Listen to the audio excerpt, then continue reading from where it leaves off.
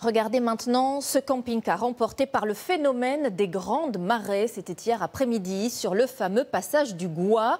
Cette route est connue pour sa dangerosité, mais trop régulièrement, des personnes s'y retrouvent piégées. Alors la zone est-elle assez sécurisée? Sur place, pour nous ce matin, Nicolas S. et Renan Elec. Un camping-car flottant au milieu de l'océan. Une image surprenante. Sur le passage du Gois, qui relie Noirmoutier au continent, hier, 2 pêcheurs à pied se sont fait surprendre par la brusque montée des eaux. Ils ont dû se réfugier en haut sur ce type de balise. Ils n'ont jamais pu démarrer leur véhicule car ils avaient perdu les clés. Un épisode qui fait parler ce matin. Donc s'il a perdu ses clés, le gars a le temps de aller chercher un dépanneur et tout ça. Donc c'est foutu, il a perdu son camping-car déjà. Et voilà, c'est dommage pour eux. Faut mettre ses clés dans une banane, je ne sais pas quoi, mais faut pas les mettre dans ses poches. Un exemple parmi d'autres. Chaque année, plusieurs automobilistes se font piéger par la montée des eaux.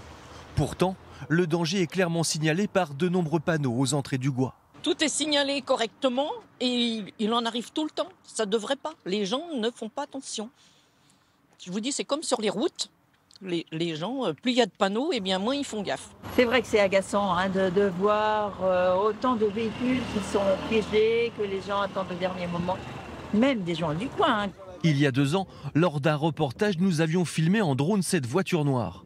Son conducteur pensait alors pouvoir traverser à marée haute, mais devant la vitesse de la mer, il avait dû rapidement faire marche arrière. À l'entrée du passage, à chaque grande marée, cette caravane prévient les pêcheurs.